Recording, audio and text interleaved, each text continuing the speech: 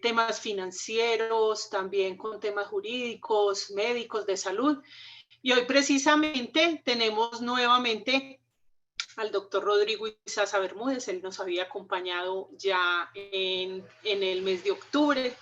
El doctor Rodrigo, el neurólogo Rodrigo Izaza, nos habló sobre los olvidos diarios, perdón, nos habló sobre el cerebro y el genio que fue Da Vinci. En esa oportunidad tuvimos un encuentro muy especial que fue muy bien recibido por todos ustedes, con mucha participación, la cual esperamos que hoy también sea en las mismas proporciones. Y esta tarde el tema es de los olvidos diarios al Alzheimer. Quisiera aprovechar esta ocasión para que quienes deseen conocer en la charla que tuvimos en octubre y no la pudieron ver, quienes quieran retomarla, pues en este momento nos pueden dejar en la caja de comentarios sus correos electrónicos y se las compartimos. Y también, como es usual, les estaremos compartiendo el día de mañana, enviando a sus correos electrónicos a quienes no lo indiquen, la charla de esta tarde. Bienvenidas las personas que hoy nos acompañan por primera vez, así como quienes se han convertido en nuestros compañeros de encuentros virtuales. Estos encuentros, entonces, les recuerdo, son un canal que ha creado Hacia San Ignacio para compartir los pensamientos, expresiones, conocimientos y hobbies de los ignacianos, para promover también sus negocios, pero en nada compromete su manera de pensar con la manera de pensar y de ser de la asociación ni de sus directivos. Esta charla, al igual que todas las demás, están siendo grabadas. Es importante que ustedes lo sepan, debemos hacerles la claridad. Y de manera muy especial les agradecemos apagar sus micrófonos y desactivar sus cámaras para que nuestra conexión el día de hoy, el ancho de banda sea de mejor calidad para todos. También los invito a que finalizando la exposición del doctor, pues le podamos hacer las preguntas. Él estará dispuesto a compartirnos sus conocimientos y a responder todas las inquietudes que tengamos. Sin lugar a dudas que este será un encuentro muy especial, no solamente porque tenemos un invitado muy especial y reconocido por la temática de la charla, sino también por la forma en la que desarrollará su exposición. Nos ha recomendado que para hacer más interesante el encuentro esta tarde, tengamos a la mano papel y lápiz, pues, o un lapicero, puesto que él ha preparado un ejercicio que quiere que todos podamos hacer esta tarde. Así que mientras lo presento, entonces les recomiendo tener a la mano el papel y lápiz. Paso entonces a presentar al doctor Rodrigo Izaza Bermúdez, neurólogo clínico de la Universidad de Antioquia y catedrático también de la Universidad de Antioquia. Fue coordinador de neurología en la Universidad Pontificia Bolivariana. Espérate un momentico, yo hago una prueba, qué pena que hay personas que dicen en el chat que no se escucha. Voy a entrar a través de otro dispositivo para verificar, por favor, dame un momento.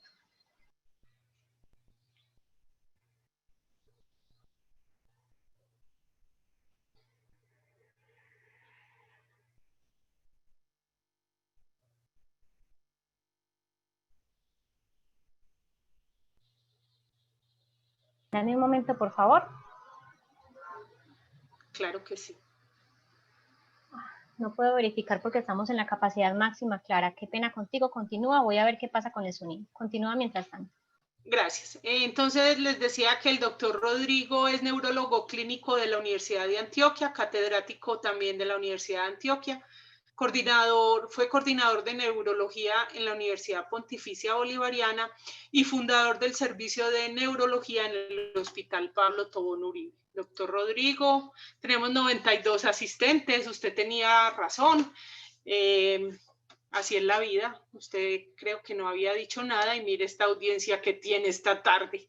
Bienvenido, nos encanta tenerlo, me encanta poderlo presentar nuevamente esta tarde, poderlo escuchar y estoy segura que los demás asistentes también estamos ansiosos de poder recibir esta charla que hoy tiene para nosotros. Muchas gracias, doctor. Bienvenidos todos y que la disfruten.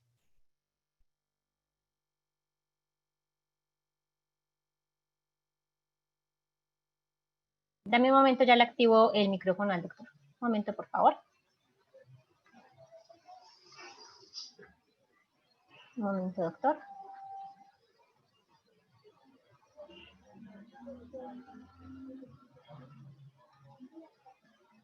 Ya le había llegado un mensaje para reactivar el audio.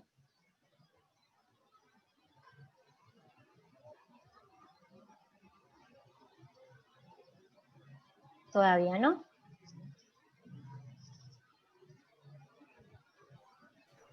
Exacto, Listo. doctor, listo. Ahí. Sí, señor. Perfecto.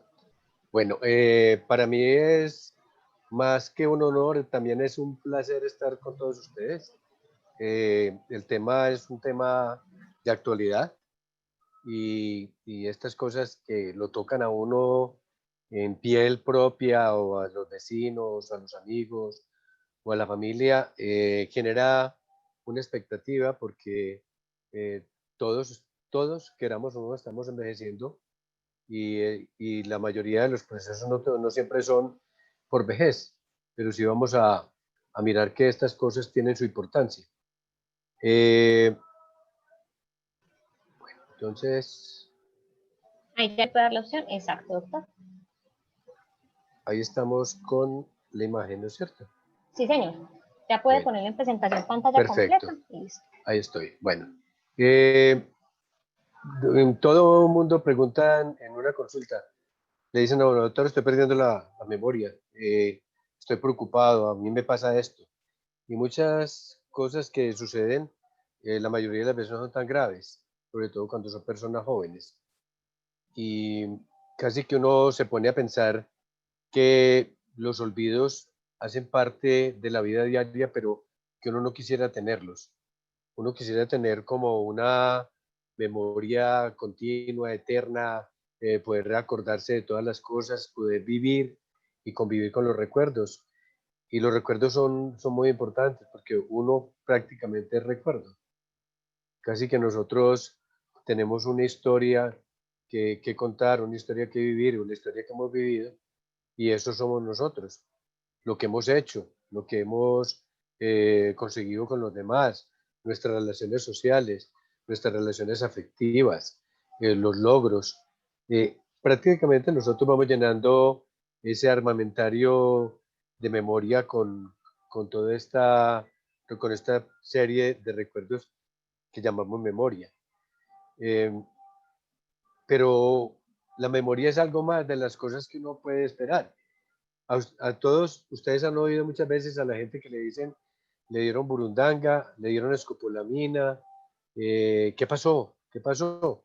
Y yo cuando salgo a viajar, esto es lo que yo veo muchas veces, que la mata donde se saca la escopolamina hace parte del folclore nuestro. Están en los jardines de las casas, en los pelos de tierra fría principalmente, pero también hay de tierra caliente y como la pueden ver, ahí la traje porque es una mata reconocida y la flor del borrachero tiene una sustancia que bloquea otra de las sustancias más importantes que nosotros tenemos en todo el organismo, que es la acetilcolina. Esa acetilcolina es la sustancia que conecta las neuronas entre sí. O sea, si no hay acetilcolina, la mayoría de las neuronas no se pueden conectar. Y si no se conectan, no hay información. Es como tener el celular sin el cargador. ¿Para qué te sirve? No te sirve absolutamente para nada. Y traje a colación otras matas que yo me acuerdo que las veía por las mangas de mi barrio y les cuento una anécdota porque me pareció muy importante. Me vine a dar cuenta que esta mata era un tóxico, que es el estramonio, es la matica que da como una pelota de chuzos, no la confundan con el higuerillo, y tenía esta flor morada muy bonita, y nosotros de niños sacábamos la flor y la chupábamos, sin saber que nos estamos exponiendo a un tóxico. ¿Verdad? Que nosotros muchas veces convivimos con los tóxicos y la fruta del estramonio cuando se seca da una fruta café que es completamente tóxica y que produce los mismos efectos del borrachero. Es increíble que la delincuencia en nuestro medio inclusive se haya tenido que educar. En algunas oportunidades la misma fuerza pública entrenó a las personas que habían dado escopolamina, enseñarles que no podían dar más de lo que debieran porque muchas de las personas ya les estaban matando para poder robar. Entonces era preferible que a una persona le robaran y no supiera qué pasó, a que la encontraran muerta, porque la cantidad de escopolamina que se ingiere puede ser mortal. Mire que nosotros somos lo que nuestro cerebro, pero el cerebro no solamente es funcionalidad de movimiento, de sensibilidad, de órganos de los sentidos, sino que también tenemos el cerebro del cerebro que hemos llamado la corteza prefrontal, que es importante. ¿Por qué traigo esto a colación? Porque a pesar de que nosotros nos parecemos a los antropoides, tenemos una serie de cualidades que nos hacen diferentes y es por la evolución que ha tenido esa corteza prefrontal que es la que regula y es la que modula no solamente el pensamiento, sino que es el sensor de lo que nosotros hacemos, de lo que nosotros pensamos y es el planeador estratégico de la vida diaria. Entonces, cuando nosotros nos levantamos, somos corteza prefrontal, somos que somos nosotros, identificamos nuestro yo, sabemos en dónde podemos estar, qué es lo que tenemos que hacer, qué me falta. O sea, casi que esa corteza prefrontal es el organizador de todo el computador que nosotros tenemos, haciendo pues como ofendiendo al cerebro cuando le decimos que es un computador. El cerebro no es un computador. El cerebro es la maravilla más grande que tiene la biología en toda su grandeza, no solamente en los animales, sino también en el ser humano. Y es producto de todas estas funciones que nosotros vemos, espiritualidad, conciencia, futuro, temporalidad, que no lo tenemos y no nosotros. Esa parte importante entonces, nosotros tenemos una memoria para salir como somos nosotros, que salgamos con ojos, con nariz, parecidos a nuestros padres, que es la herencia. O sea que hay una memoria genética que es la que le imprime los caracteres físicos y metabólicos a nosotros. O sea, allá están los genes que codifican hasta la belleza, hasta la juventud, la vejez, el deterioro, el color del cabello, el color de los ojos, la producción de insulina, hasta las enfermedades degenerativas. Entonces, la memoria genética es una memoria posiblemente que perdura a través del tiempo, pero que puede ser también tergiversada por tóxicos ambientales, por problemas durante el desarrollo y durante el embarazo de nuestras madres.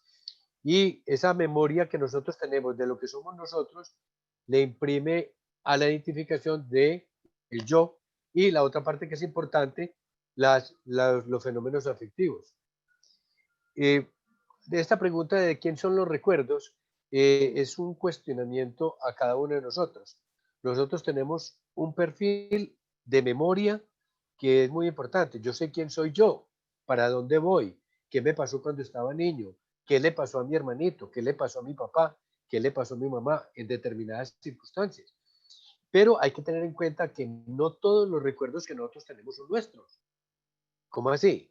El cerebro tiene la capacidad de incorporar conocimientos y memorias ajenas.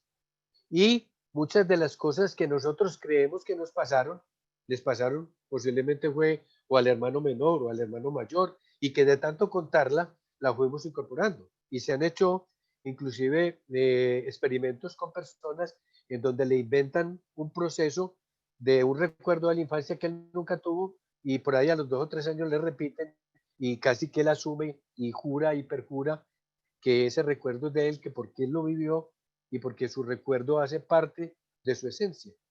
Entonces, una de las cosas importantes es que el cerebro necesita recordar, pero también necesita olvidar.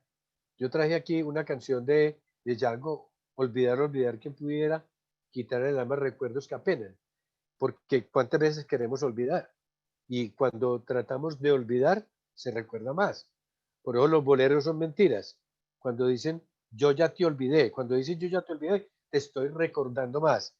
Y la memoria necesita olvidar porque se va puliendo durante el día y la noche y los recuerdos empiezan a ser superfluos y se van perdiendo a través del tiempo. O sea que la salud mental incorpora también olvidos. O sea que los olvidos también hacen parte de fenómenos que nos sirven para acomodar otras cosas más importantes durante el desarrollo. Dicen que sería completamente absurdo recordar todas las cosas que nos pasan con detalle y que a través del tiempo se van modulando esos recuerdos y esos recuerdos dejan de ser lo que nosotros somos. Pero ¿qué es la memoria? ¿Qué es la memoria? Porque siempre hemos dicho, bueno, ¿qué es la memoria? La memoria es una codificación de una serie de transformaciones que pasan en nuestro cerebro. O sea, cada memoria es un daño cerebral. Cuando usted tiene algo grabado en su memoria, ese árbol de Navidad se le fueron acomodando bolas, se le fueron acomodando instalaciones, se le fueron acomodando adornos. Y cada vez que crece el árbol, cada vez que esa memoria va creciendo, es un daño cerebral estructural, que es un daño en este caso benéfico. Pero si nosotros tenemos una memoria traumática, porque la parte afectiva es importante, entonces el daño cerebral es tremendamente grande. Olvidar, por ejemplo, una violación, un atraco, un secuestro, olvidar una muerte, olvidar un accidente, se vuelve imposible muchas veces para el cerebro porque la primera parte de la memoria es un sistema de tipo eléctrico, o sea, uno graba de acuerdo a esa actividad eléctrica, uno graba esas memorias y se van estableciendo en el transcurso del tiempo y se van acomodando a nivel cerebral. Entonces, cuando se hace un estudio de una neurona, esta es la célula cerebral por excelencia, las neuronas y las células que le ayudan a reacomodarse en ese ambiente del cerebro, las neuronas tienen unas terminales que se llaman espinas dendríticas. Y cada vez que nosotros vamos aprendiendo algo, esas espinas dendríticas son como archivitos que se van conectando con otros archivos para darle sentido a lo que nosotros recordamos. Nosotros nos podemos acordar de una canción y podemos acordarnos del nombre, del autor, de la letra y nos podemos, de la entonación inclusive, y nos podemos acordar cuándo fue la primera vez que lo oí y qué significado tiene esa canción. Esas conexiones de las espinas dendríticas que las vamos formando cada vez que aprendemos son las que hacen juntar todo el recuerdo. Entonces, teóricamente, ¿dónde se almacena la información? Posiblemente se almacena en todo el cerebro, pero se van a dar cuenta que cada vez que ese árbol de Navidad crece, también hay alguien que poda el árbol de Navidad, así como se poda una mata en un jardín, porque las memorias se van olvidando también. Y también durante los procesos de envejecimiento se van generando olvidos porque se pierden conectividad entre todas estas neuronas nuevas. Nosotros producimos 700 neuronas diariamente y cada una de ellas se comunica con 10.000 neuronas, o sea que tenemos 7 millones de conexiones nuevas diarias que fabricar, que tenemos que ir modulando para construir el árbol de Navidad que quede espectacularmente luminoso, espectacularmente hermoso y poder sacar de cada una de esas partes de ese árbol nuestros recuerdos. Entonces es importante saber que por viejos que estemos, no tenemos por qué olvidar lo que somos. Existen muchos tipos de memoria y esto mire que es un esquema que si ustedes lo ven es otro árbol de Navidad. Hay memoria a corto plazo, la memoria de trabajo. ¿Cuál es la memoria de trabajo? La que necesitamos para trabajar. No, es esa memoria que nos dan una instrucción, la utilizamos y se olvida. Por ejemplo, decimos, ve, ¿cómo es que en el computador le pongo mayúsculos? Dale control, tal cosa, y seguimos. Y al ratico decimos, ¿cómo es? Se utilizó y se olvidó. Es una memoria a corto plazo. Y tenemos la memoria a largo plazo. La memoria a largo plazo, entonces tenemos lo que se llama explícita, que es la memoria consciente, la que estamos tratando de que en esta charla se quede como algo para ustedes. Cuando yo les digo a ustedes que ustedes hagan consciente la charla y el fondo de la charla, les estoy a ustedes recomendando que pongan a funcionar esas espinas dendríticas y dañen su cerebro eternamente bajo los procesos de aprendizaje que les voy a indicar. Entonces, lo primero que tiene que hacer es no se haga mala propaganda. Nadie vende un vehículo dañado, nadie vende una fruta podrida, nadie vende un aparato que no funcione. Uno tiene que decirle al cerebro, tengo buena memoria y la voy a recuperar porque a mí no se me olvida, porque si no el cerebro es el órgano más perezoso del organismo y te va a decir, yo no tengo buena memoria y dice, bueno, entonces usted ya no tiene buena memoria de aquí en adelante. Y eso es lo que hacemos todos los días. Yo no sirvo para esto, a mí no me gusta esto, y la memoria, el cerebro trabaja con lo que usted le ponga a trabajar. Entonces tenemos una memoria autobiográfica, quiénes somos, qué nos pasó, cuándo nos pasó, una memoria de conocimiento del mundo, Si yo les pongo a ustedes a Caperucita Roja, no les tengo que contar el cuento, ya lo saben. Si yo les pongo aquí a un chinito, ya se saben dónde están los chinos, cómo se visten, cuál es el idioma, cuál es la cultura. Ahí está almacenada en un sitio que se llama el lóbulo temporal, aquí donde crecen las canas, temporé, tiempo. Y existe una memoria inconsciente, por ejemplo, la de procedimientos. ¿Quién tiene que pensar para amarrarse los cordones? Nadie. Comemos viendo telenovelas, viendo noticias, hacemos procedimiento. La memoria priming, que son como las fotografías, son impresiones que hace el cerebro en un momento determinado y que se graban. Yo le he puesto a ustedes que cuántas veces les pasa el nombre de una persona y no se acuerdan, pero son capaces de acordarse si tiene voz o si tiene gafas, si es alto, si es bajito, cómo se viste, en dónde vive, cómo se llama la señora, pero no se acuerdan del nombre, que vamos a hablar ahorita de los pecados de la memoria. Y las de acondicionamiento y aprendizaje no asociativo. Y tenemos un factor muy importante que son las memorias emocionales. Esas memorias que juntan recuerdos y que movilizan todo lo que nosotros somos. Cuando vemos los ojos del ser querido, cuando nos sentimos la mano que nos acaricia, cuando nosotros sentimos el llanto del niño, el ladrido de la mascota o el maullar del gato, todos esos fenómenos emocionales se graban como una conectividad completa en todo el cerebro. O sea que no hay una zona específica de almacenamiento. Ahora, les dije ahorita que les iba a pedir a ustedes que trajeran un lápiz y, por favor, no vayan a utilizar en este momento el lápiz. Listo, vamos a hacer una prueba muy interesante que se llama la ley de Miller. Yo les voy a leer 10 palabras. Por favor, no nos hagamos trampa. No anotemos. Tratemos de recordarlas. Se las voy a repetir, no, perdón, la voy a decir solamente una vez. Entonces pongan atención. Empezamos. Lápiz, llave, pelota, reloj, cordón, brújula, árbol, tornillo, moneda, recodo. Por favor, anoten en la hoja las palabras de las cuales se acuerden. No le pregunten a nadie, háganlo solos. Voy a darles tiempo de que recuerden las palabras que les dije.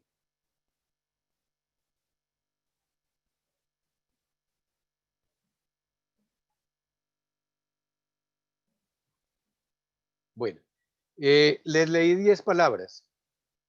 Si alguna persona fue capaz de acordarse de las palabras de las 10, es mejor que apague y se vaya, que esta charla no es para él.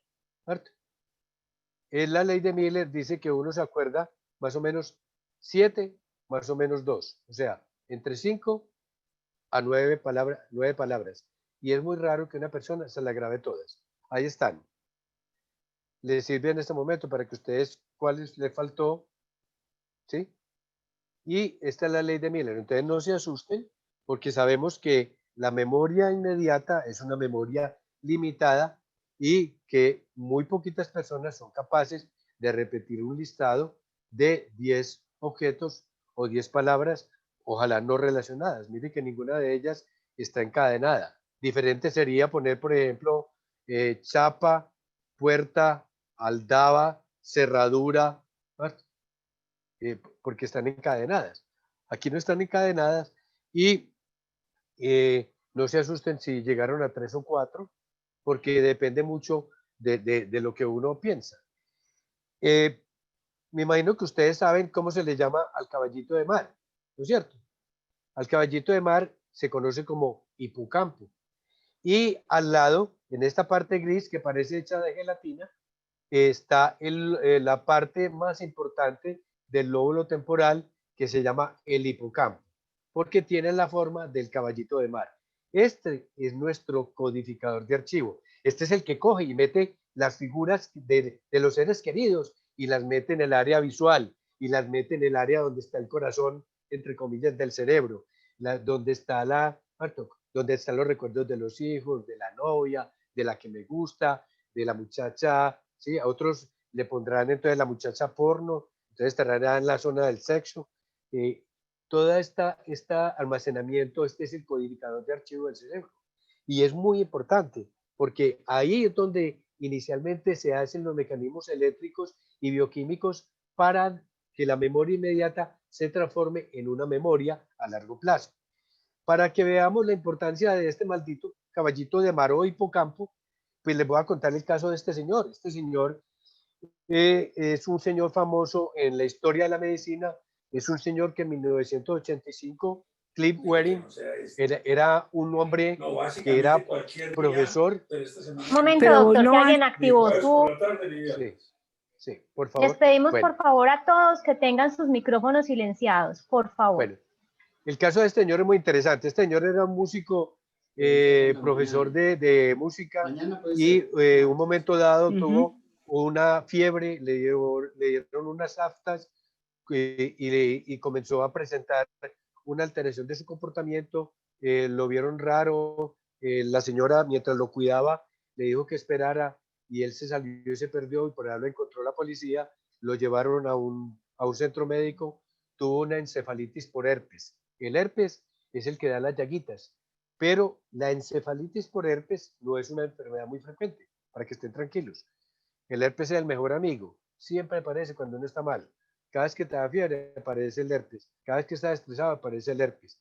Y hay muchos tipos de herpes. Hay un herpes genital que es venéreo. Este herpes es el herpes normal que da en la piel y en la boca, y a este señor le dio una encefalitis, y la encefalitis por herpes tiene predilección por comerse el lóbulo temporal. Entonces hubo una inflamación del lóbulo temporal, se inflamó, se desconectó, se perdieron todas las conexiones y quedó prácticamente un tejido cerebral completamente destruido, y este señor empezó a perder la memoria completamente, tanto que la señora llegaba y lo saludaba y él la recibía como si hubiera sido la primera vez que la veía.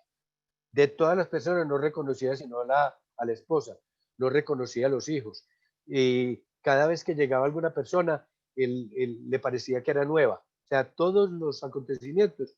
Y la esposa, Débora, escribió esta historia de la historia de él, que se llamaba El hombre con 7 segundos de memoria.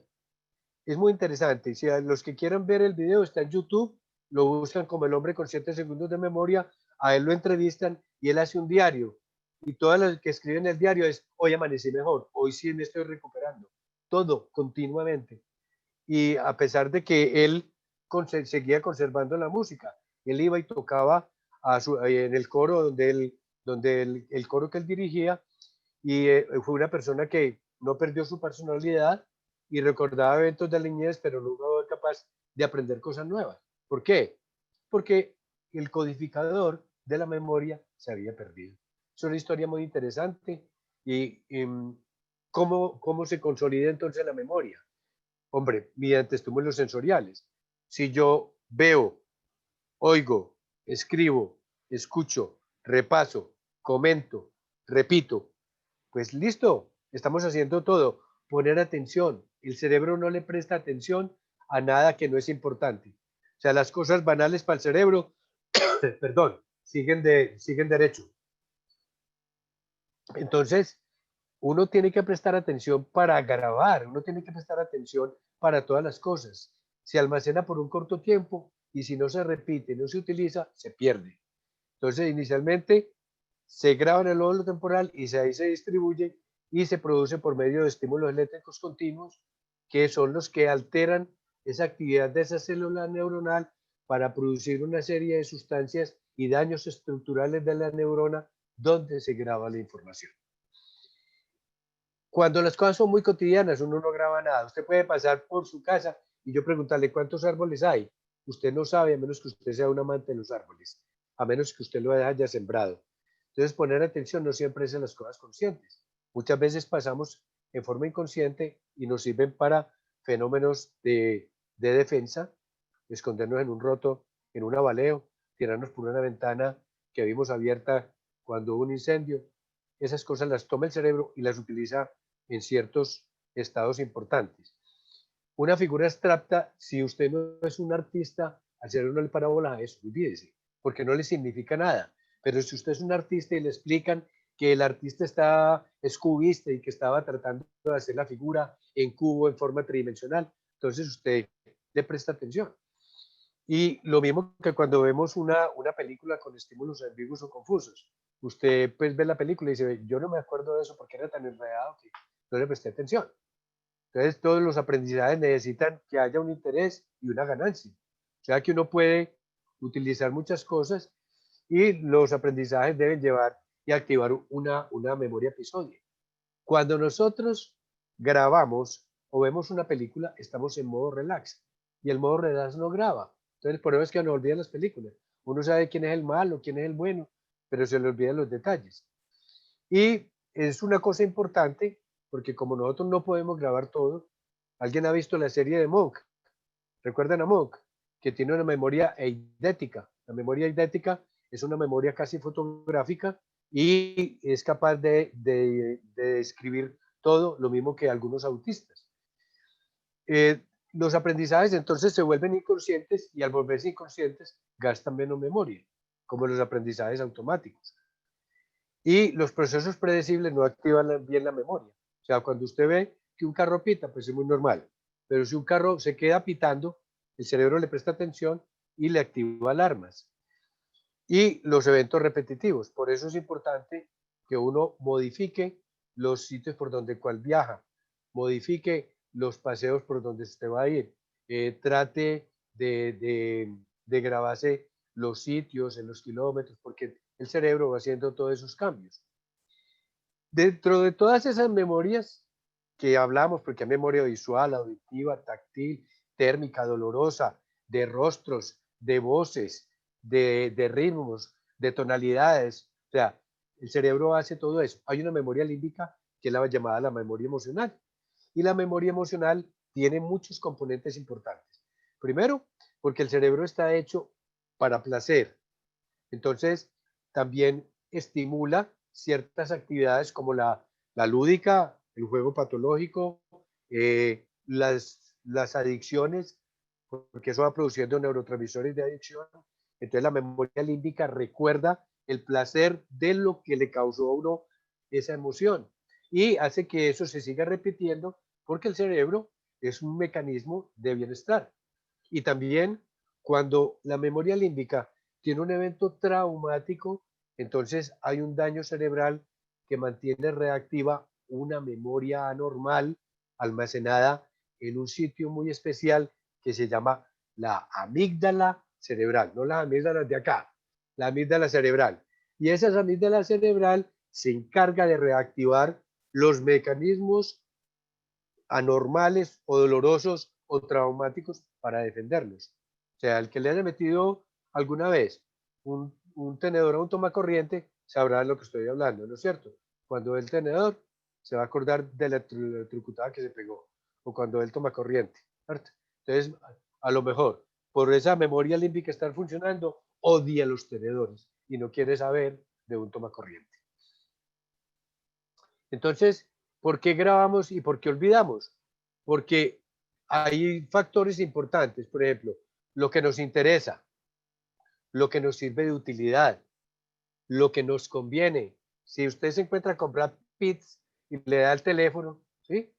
Olvídese que ahí quedó usted engrampada ya con Brad Pitt. Entonces se le olvida todo menos el teléfono de Brad Pitt, ¿cierto? Ahora, si usted se encuentra con otra persona desagradable, le puede dar el teléfono, anotáselo y usted lo archiva donde menos lo puede encontrar. El cerebro también manipula la información, que acuerde que Freud vivió hablándonos mucho de eso. Y por repetición y por afecto. Por ejemplo, cuando le repiten a uno 20 reggaetones, al final termina usted bailando reggaetón allá, moviendo la angarilla, como dice uno, a pesar de que no le gusta. Y las cosas que tienen sentido, porque para cada una de esas cosas hay un neurotransmisor, acetilcolina. ¿Se acuerda que la acetilcolina le mencioné? Que es la que vuelve nada, la escopolamina vuelve nada. Y entonces dicen, oíste, ¿dónde hay escopolamina? En la buscapina, señoras, en la buscapina del cólico. Se llama metilbromuro de iosina. Ahí está la buscapina alterando mucho, pero generalmente esta presentación no altera la función cerebral, porque no pasa una barrera que tiene el cerebro para ese tipo de sustancias.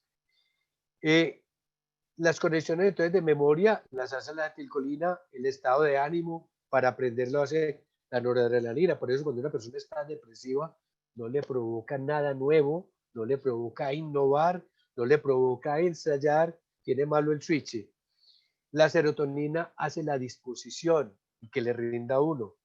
La dopamina, el premio. Por eso los aprendizajes que producen placer se van grabando y producen vicio. El trabajo, el sexo, las drogas, el alcohol y los otros que buscan el afecto del placer por medio de la oxitocina, que son las que graba los fenómenos emocionales del afecto y del amor. Y la adrenalina mediante la emoción. Por eso muchos de los jóvenes tienen memorias de impulsividad porque les llama la atención tenerse que montar en un paracaídas o en cualquier otro aparato que les sirva para emocionarse y se acuerdan que no hay, cuál es la montaña rusa en la cual ellos tuvieron más placer. Veamos entonces los pecados de la memoria. Los pecados de la memoria son parte de la memoria en la vida diaria. ¿Cuál es el más común? El bloqueo. ¿Cómo es que llama ese señor? Dios mío, se me olvidó mi cliente favorito y lo voy a llamar y no me acuerdo de él y soy capaz de dibujarlo. El bloqueo hace parte de un fenómeno normal en donde el proceso de memoria se queda dando vueltas y es lo que llamamos la palabra en la punta de la lengua. Entonces ese bloqueo, lo más importante para el bloqueo es desentiéndase de él. Usted se desentiende, se entretiene, el cerebro sigue buscando por allá en el archivo y lo saca después a flote. Si usted se queda en el bloqueo, buscando y tratando de acordarse, por más que luche, no lo va a lograr. Entonces hay que dejar que ese pecado de la memoria desaparezca por sí solo, haciendo distracción del cerebro, siguiendo conversando con la persona y después vendrá el nombre a su manera. Transitoriedad. Casi todas de las cosas que nosotros utilizamos que nos sirven son transitorias. Grabarnos una dirección para ir a entregar un paquete. Por la tarde ya no olvidó en qué terminaba la placa. Ahora, si nos perdemos, olvídese que el fenómeno ya se fija un poquitico más, porque ya hubo una dificultad de supervivencia. Entonces ya sabemos cuál era la placa y dónde quedaba la casa. La ausencia de conciencia, cada rato nos pasa. ¿Dónde dejamos el celular? ¿Dónde dejé las llaves? Porque hacemos un fenómeno que debería ser consciente, lo hacemos inconsciente. Entonces, no, lo que es inconsciente difícilmente se recupera. Tiene significado, pero difícilmente se recupera. Las atribuciones incorrectas. Ahorita vamos a ver un ejemplo de atribuciones incorrectas. La sugestibilidad, que usted muchas veces cuando está tratando de acordarse de alguien, alguien le dice, ese no es tal persona, no es don Pedro. Y usted dice, claro, es don Pedro. Al ratico dice, no, cualquiera don Pedro. Yo me desuesto, el señor no se llama Pedro. O sea, porque la memoria es fácilmente vulnerable a los estímulos externos de otras personas. Por eso muchas veces no es fácil confiar en un testigo, porque el testigo, si lo interrogan con mayor énfasis, el abogado, los abogados son expertos en esto, expertísimos, porque esos cogen al ladrón y entonces dice, fue el señor de camisa roja, y lo cogen y lo llevan allá. Y enseguida el investigador le dice, señora, ¿era camisa roja o camisa rosada oscura? De pronto sí era camisa rosada oscura, y le suelta lo que tiene la camisa roja. Los abogados son felices haciendo esto. Y te hacen cambiar a vos por su sugestibilidad, te hacen cambiar un interrogatorio. El sesgo es lo que nosotros creemos. A través del tiempo, el sesgo juega un papel muy importante dentro de los pecados de la memoria. ¿Por qué? Porque nosotros nos sesgamos, porque creemos, por ejemplo, que el que nos robó era el que estaba más desarrapado y de pronto nos robó el tipo que era cachaco. Nos acordamos de quién nos dio plata cuando estábamos en la infancia y decimos que era la tía que nosotros más queremos. Ahí hay sesgo. ¿Por qué? Porque muchas veces no fue la tía y no que fue la hermana. Y como era la tía más querida, nosotros nos acordamos que fue ella, que hizo su obra beneficiaria. La persistencia, muchas veces es una palabra que todo el día nos da vueltas y hace que la memoria no funcione. Es como una palabra dentro de un rompoy. Entonces ahorita vamos a hacer una cosa diferente que es muy importante. Yo les voy a leer, ¿sí? Les voy a leer unas palabras y pongan atención, pero no la anoten. ¿Listo? Bueno, no la van a anotar. Las van a oír solamente. Y ahorita yo les voy a prestar, les voy a decir cuál es lo que vamos a hacer. Las palabras son caramelo, ácido, azúcar, amargo, bueno, sabor, agradable, miel, refresco, chocolate, pastel, comida, torta. Entonces yo voy a poner aquí unas palabras y ustedes me dicen si yo las dije o no las dije. ¿Listo? La primera, sabor. ¿La dije o no la dije? Ustedes dirán si sí o si no. Pueden Anoten allá. responder por el chat, por favor, los que quieran O responder. pueden anotar en la hoja, porque enseguida les voy a poner las palabras. Punto. ¿Lo dije o no lo dije? Dulce. ¿Lo dije o no lo dije? Confite. ¿Lo dije o no lo dije? Jugo. ¿Lo dije o no lo dije? Esta prueba la hizo el doctor Charter a un interlocutor muy interesante y van a darse cuenta cuánto se contamina uno con las palabras que se parecen. ¿Ya?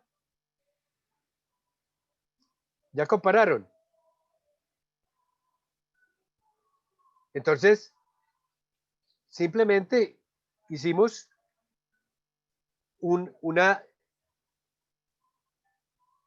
cometimos un pecado que son atribuciones incorrectas.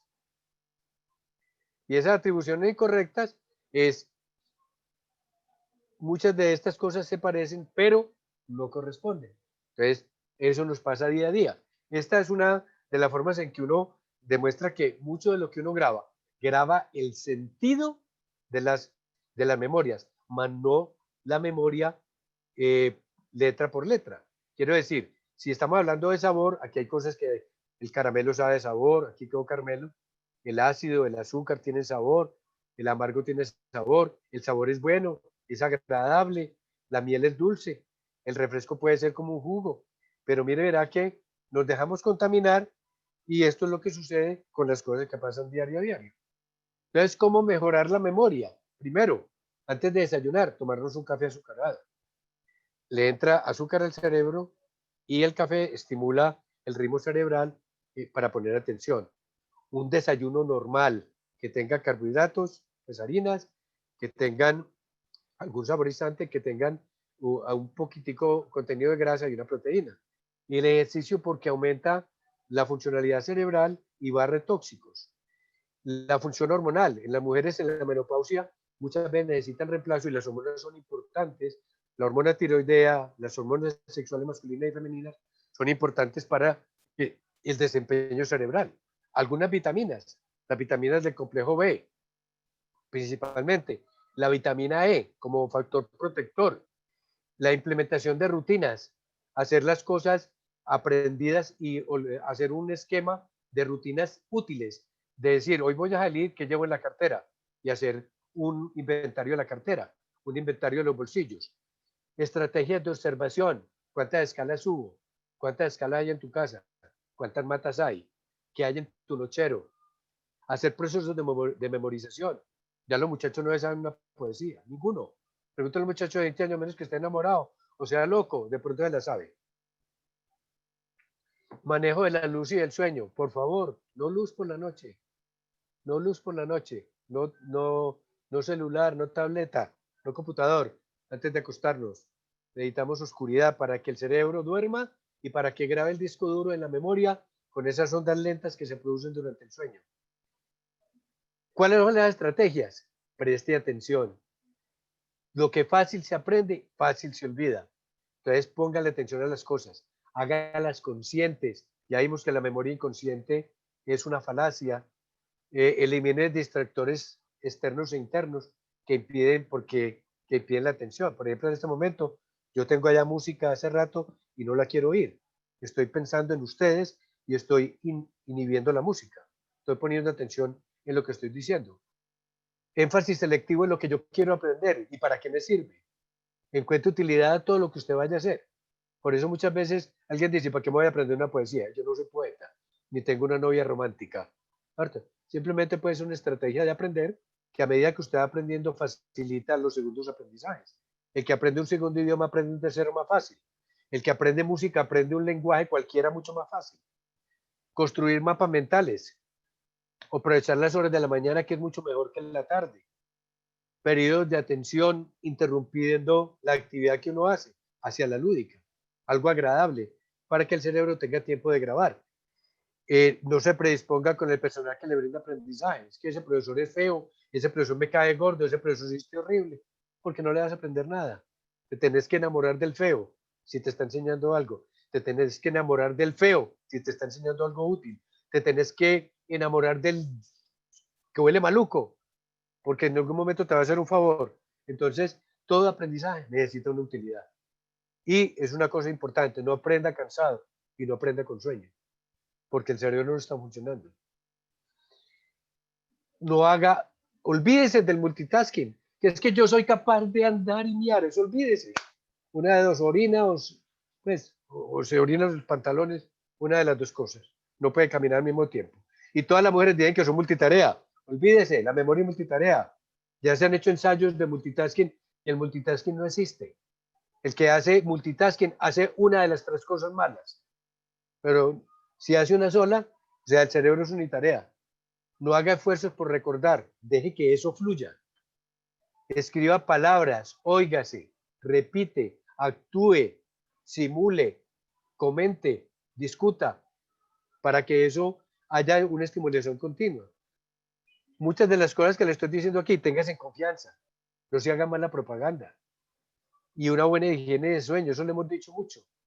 No trate de darle, analice los olvidos y busque a ver por qué se le olvidan las cosas. ¿Cuáles son los olvidos de la vida diaria?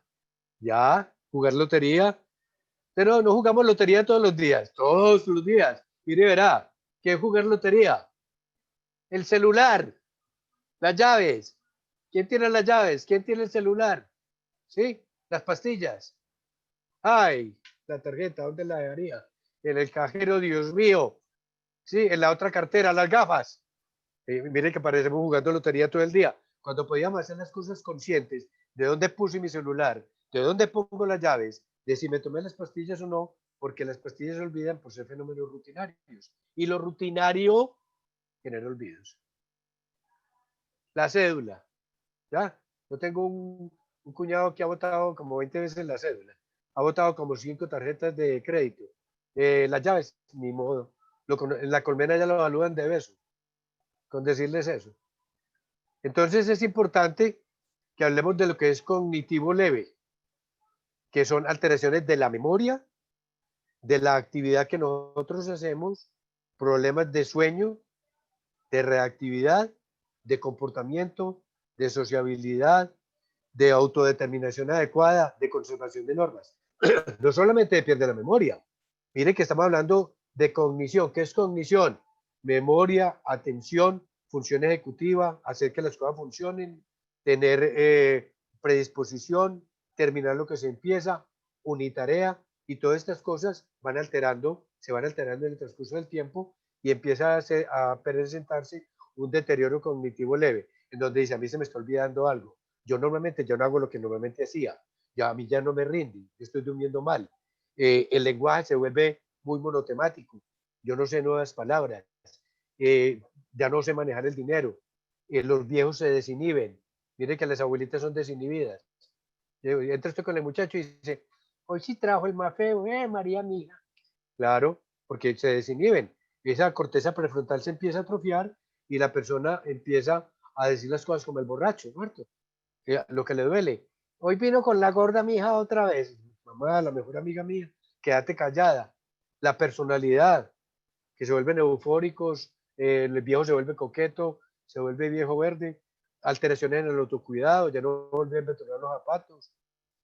Y hay que tener en cuenta esto, porque este es la fase, la cuota inicial del Alzheimer es el deterioro cognitivo leve, que muchas veces puede ser por ausencia. Hay que tener en cuenta que una persona depresiva angustiada, preocupada, puede tener un deterioro cognitivo leve porque ese tipo de entidades cursan con alteración de esos neurotransmisores que vimos, de la acetilcolina, de la noradrenalina, de la serotonina, de la adrenalina del estrés que nos tiene locos oyendo noticias todo el día.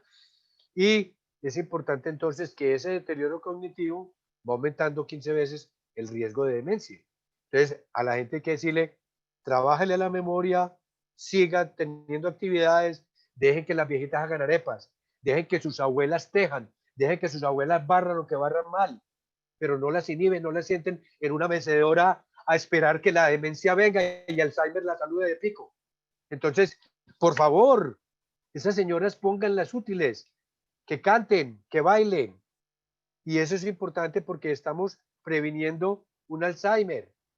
Posiblemente puede que todos terminemos con una demencia. Y es una posibilidad.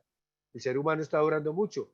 Pero miren que en el mundo todos los días tenemos ya personas más viejas y cuando había 46 millones en el 2015, en el 2050 vamos a tener 131 millones de afectados. ¿Se imaginan cuánta gente va a tener? Ya, olvídense. Entonces, casi que los votantes de Estados Unidos, 132 millones. Y la población normal, la población mundial se está envejeciendo. Nosotros estamos todos los días más viejos. Ahora, recordar que no todo deterioro cognitivo de la edad desemboca en demencia, entre el 10 y el 15%. Pero uno tener una posibilidad de un día de eso, un 15% siempre es alto. Y la velocidad del deterioro, porque uno se puede ir deteriorando muchas cosas, pero si uno lo hace en 1 o 2 años, hay que consultar. Y puede haber deterioro con amnesia y sin amnesia, porque hay formas de demencia donde predominan los olvidos, pero hay formas de demencia donde predominan los comportamientos. Entonces son la persona terca, la que no cambia de alineación, y no estoy hablando de nadie en particular, la persona que siempre repite lo mismo, hace lo mismo con los mismos errores, hace malos negocios, vende a pérdida, se le pierden las cosas, se vuelve cascarrabias. Entonces son personas que van para una demencia de tipo comportamental y hay que tener en cuenta esto, hay que mirar en qué estamos cambiando para poder llegar nosotros a hacer esto. Entonces aquí les voy a traer una pruebita que es muy interesante, una para que veamos qué es lo que hace esa corteza prefrontal. Entonces en la primera está lo que se llama la torre de Hanoi, es trasladar moviendo solamente una ficha en donde nunca quede la ficha más alta debajo, o sea, que no quede esta que es más gruesa encima de ninguna de las dos, ni esta encima de la verde. O sea, siempre de mayor abajo a menor. Y hacer el esquema mental de cómo se hace, que viene el jueguito, lo venden. Este trae 1, 2, 3, 4, 5, 6, 7. Esto no lo hace nadie, esto es dificilísimo de hacer. Pero el de 3 es muy fácil hacerlo y uno puede saber que en 7 movimientos es lo mínimo que se requiere para uno hacerlo. Eso lo hace la corteza prefrontal. Adelanta el proceso y dice, primero paso la verde para acá, después paso la azul para acá, y como esta no la puedo poner aquí, entonces tengo que pasar esta para acá, porque nunca se puede poner una mayor sobre la menor. Entonces paso esta para acá, después paso, hago todo este paso y hasta que termino haciendo la misma figura que estaba allá. Esta es la torre de Hanoi. Hay un templo en la India que tiene como 7000 esferas de platillos de metal en donde los monjes cambia uno cada rato esa ficha y eso es el simbolismo de la eternidad, porque se demoran miles de millones de años para que ellos consigan organizar esas 7000 platillos que tienen. Y es más o menos esto. Y el otro, lo que hace la corteza prefrontal, es, miren que es muy fácil leer el primero. Lo leemos todos ahí mismo, azul, verde, amarillo, rosa, roja, naranja, marrón, negro, azul, rojo, amarillo, verde. ¿Por qué? Porque el color representa lo que nosotros sabemos. Un analfabeta no se equivoca. Nunca se va a equivocar. ¿Por qué? Porque no sabe leer la palabra azul, pero sabe el color. Entonces, en cambio aquí la segunda, la corteza prefrontal empieza a trastabillar. ¿Por qué? Porque empieza en contradicción, porque aquí dice azul y el color es amarillo, aquí dice rojo y el color es verde. Entonces hay dicotomías y ustedes son capaces de hacer esto. a menos que aquí haya una persona que sepa ruso. Un ruso aquí se equivoca. ¿Por qué? Porque no, el significado aquí no importa. Entonces yo soy capaz de decir verde, rojo, azul, amarillo, y es relativamente fácil. Eso es lo que hace la corteza prefrontal. Es la que planea las estrategias y es la que, el cerebro del cerebro. Dentro de los procesos ya que estamos entrando a enfermedad, les voy a explicar más o menos qué pasa en el Alzheimer. Las proteínas son como las bolitas de un rosario. Cada una de estas bolitas tiene unas bases, ¿sí?, que tienen nombre, pero el orden es como una palabra. Si aquí dice palabra, por decir algo, y yo las cambio en orden, ya no queda diciendo palabra. O sea que si a las proteínas cambia de posición una de estas fichas, ya forma una proteína diferente. Mire que en las palabras del alfabeto de nosotros no hay palabras de 35 letras. Aquí las proteínas forman palabras de miles de cientos o miles de estas bolitas llamadas bases. Y esas bases son las que hacen toda la estructura, el cerebro y todo el organismo va organizando estas bolitas en un rosario, en una forma especial que está en nuestros genes. Entonces de ahí son capaces de organizar la proteína para darle color al cabello, son capaces de organizar la proteína de la tiroides, son capaces de organizar las proteínas digestivas, las proteínas de los dientes, las proteínas de los huesos, las proteínas del hígado. Entonces, eso está en los genes y de los alimentos se van tomando todas estas létricas y las organiza ese DNA, lo va organizando. Entonces, hay muchas cosas que están en un código y lo hacen. Bueno, ¿qué pasa en el Alzheimer? Que normalmente estas proteínas no pueden ser eternas ni largas, sino que cuando hay un determinado patrón, hay una sustancia que se llama enzima que parte las proteínas y las vuelve útiles. Y quedan las otras para tratar de reacomodarlas en un orden lógico para que puedan servir. Entonces, el orden lógico es lo que codifica el gen. Para utilizar cada una de estas bolitas, las organiza para producir una proteína. Entonces, en el Alzheimer, ¿qué pasa? Que falta quien corte las proteínas por donde es. Entonces se forma una proteína fibrilar. Lo voy a decir, es como un hilo de kilómetros que nadie ha cortado. De modo que los pedacitos de hilo sirven como proteínas para el cerebro. Pero aquí se forman unos nudos insolubles que se llaman proteína amiloide, beta amiloide, que forma unos surullos que altera la funcionalidad del cerebro. ¿Me comprenden? Quiere decir que por un factor genético no se mochan estas proteínas como deben ser para que el cerebro les saque utilidad y se va llenando el cerebro de una basura que no le sirve para nada porque estas proteínas insolubles no tienen ninguna función sino de atrofiar el cerebro y de matar las células cerebrales porque falta quien las corte de manera adecuada. Y eso es lo que se acumula en el cerebro. Entonces el cerebro empieza a perder tejido. En este lado está el cerebro bueno y aquí está el cerebro malo, se empieza a atrofiar y las células el cerebro empieza a llenar de esta basura que el cerebro no sabe cómo botar y se va acumulando y se va acumulando hasta que interfiere. Es como un nido de cucarachas dentro de un radio transistorizado. Las cucarachas se comen hasta los transistores. Aquí el cerebro se va atrofiando y se va acabando y puede alterar inicialmente el lóbulo temporal donde se codifica la memoria, el lóbulo frontal donde está la parte del comportamiento y de la definición, el cerebro del cerebro, y por eso se va acabando todo. Entonces en la enfermedad de Alzheimer se forman esas placas amiloides y unos usos que son unas tiras de proteínas insolubles que nadie es capaz de destruir, ni el mismo, entonces el cerebro se empieza a intoxicar con esas placas. ¿Por qué nos da el Alzheimer? Pueden haber herencia. No todo Alzheimer tardío tiene herencia, porque no se asusten. Si la abuela tiene herencia y habrá un tío, posiblemente no es un Alzheimer hereditario.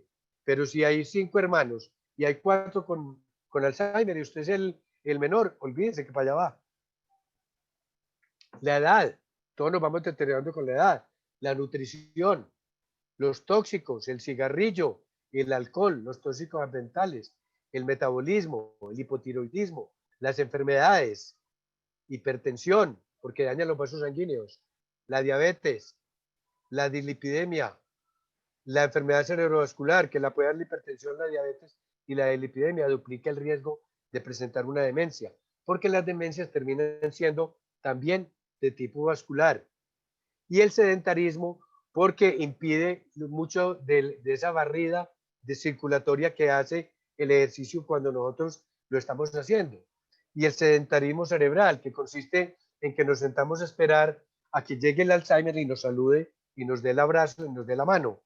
Entonces, las demencias pueden tener un proceso de envejecimiento, pero no todo viejo es demente, ni todo hipertenso es demente, ni todo diabético es demente. Entonces, ver que los factores sumatorios sí son importantes, porque una hipertensión que suba 10 milímetros de mercurio, yo tengo, por ejemplo, 120/80 y de un momento a otro tengo 120/90, se me aumenta un 15 o un 30% el riesgo de que me dé una trombosis. Y una trombosis es perder circulación, área del cerebro, o una hemorragia, dañar los vasos sanguíneos que van para el cerebro. Entonces, cuando usted hace ejercicio, la circulación aumenta, se oxigena más el tejido cerebral, se barren tóxicos, se producen sustancias de bienestar, se aumentan los neurotransmisores de la memoria y podemos disminuir los procesos de envejecimiento. Entonces, yo quería traerle aquí porque fue una promesa que le hice a alguien, él me la dijo, pero yo la tenía por aquí guardada. Voy a salirme de aquí un minutico porque Claro que sí. aquí tengo la promesa que le hice a alguien. Y es que nosotros necesitamos una actividad para...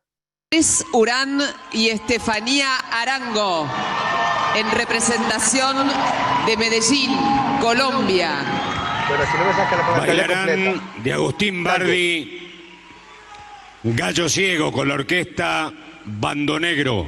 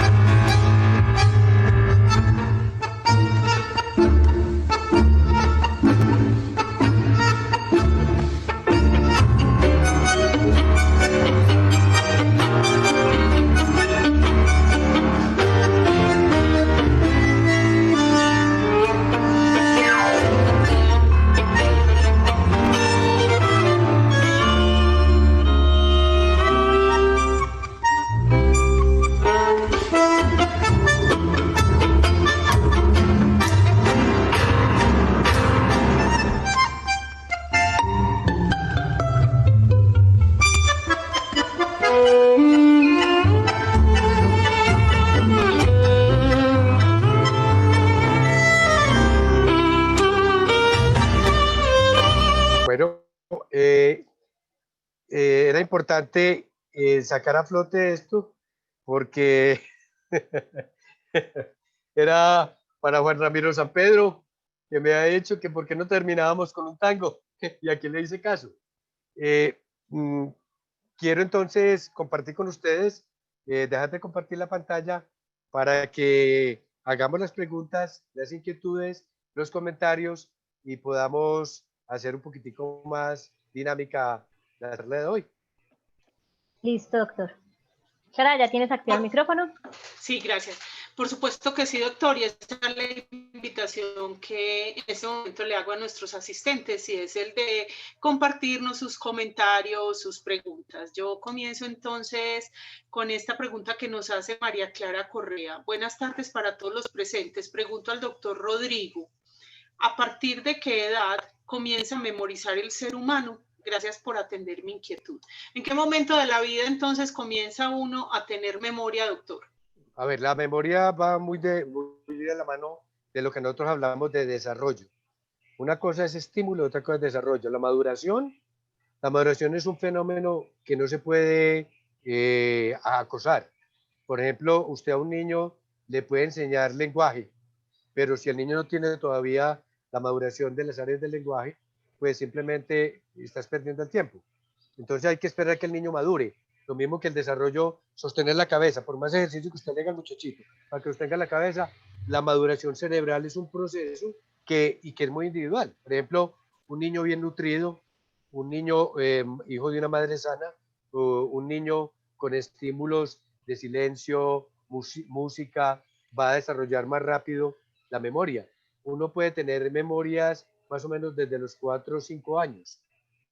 Lo que pasa es que también hay memorias impregnadas que no son de nosotros. Yo tengo memoria más o menos de 4 años, pero no sé si esas memorias que yo nací en Caldas y me trajeron más o menos de 5 años. Yo me acuerdo de muchas cosas, pero como yo iba a Caldas, yo no sé si esas repetideras de los hermanos, de todo el mundo, hablando de que yo había estado aquí, allí o allá, o que vivía allí, esa es parte de mi memoria. Pero uno puede tener memoria más o menos desde los 4 o 5 años y las memorias traumáticas hacen daños inconscientes importantes en los niños y se sabe que si cuando falta esa parte materno, esa relación materno-niño, se van a producir muchos daños cerebrales a largo plazo. Doctor, entonces, con esto que nos acaba de responder, yo tengo una inquietud. Usted habla de la memoria, la que es cuando pasan sucesos tristes, pues, ¿cómo es que le dice usted? Traumática. Traumática. Esa también, esa está, o sea, lo acompaña a uno desde los comienzos de la concepción, o sea, porque usted dice que la memoria del ser humano la empieza a desarrollar más o menos a los 4 años, pero entonces Sí. esta traumática sí es desde siempre. Lo que pasa es que los fenómenos traumáticos son de supervivencia y, por ejemplo, el maltrato en el niño se vuelve un fenómeno de daño cerebral. Se sabe que el estrés produce muerte cerebral programada. ¿Ya qué es muerte cerebral programada? Que las células empiezan a morir de cuenta de ellas. Y eso lo hace el estrés crónico y el estrés agudo. Hay gente que tiene un estrés agudo y casi que dice, no volvió a trabajar, no perdió su relación afectiva, su relación con los hijos, o sea, porque hubo tanto daño cerebral en lo que nosotros llamamos plasticidad cerebral, que es como una creación continua del cerebro. La creación puede ser de bienestar o puede ser de malestar. Entonces, un niño en un ambiente sano, pues los estímulos negativos van a ser menores, van a ser menos, y los otros son de defensa. Y por eso el miedo también se aprende.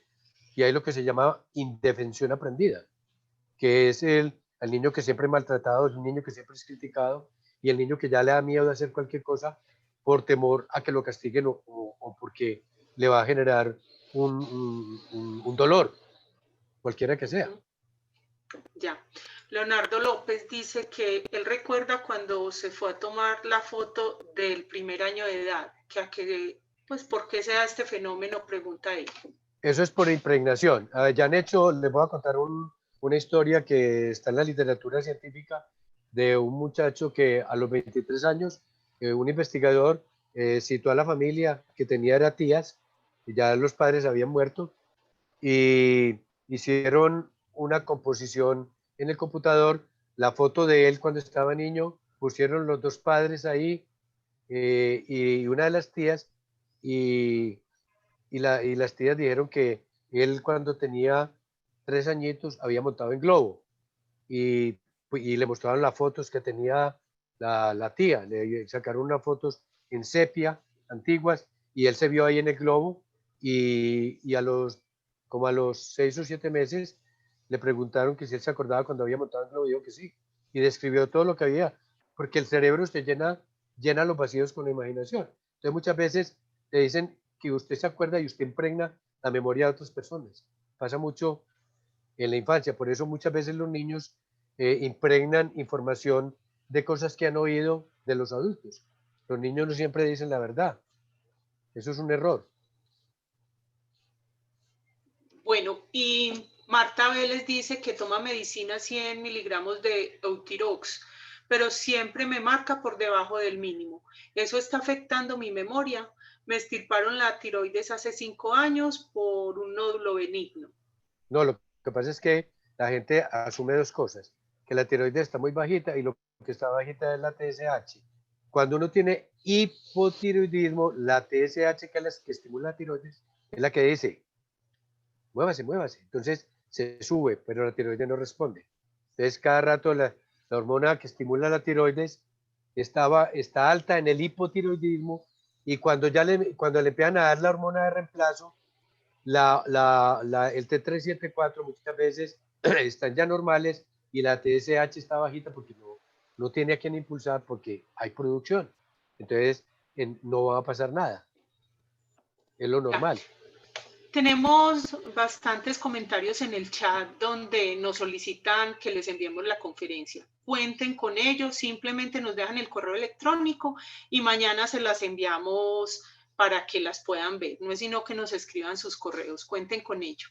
¿Qué opina del artículo de semana donde se dice que por fin hay una droga que evita el avance del Alzheimer por la compañía Biogen?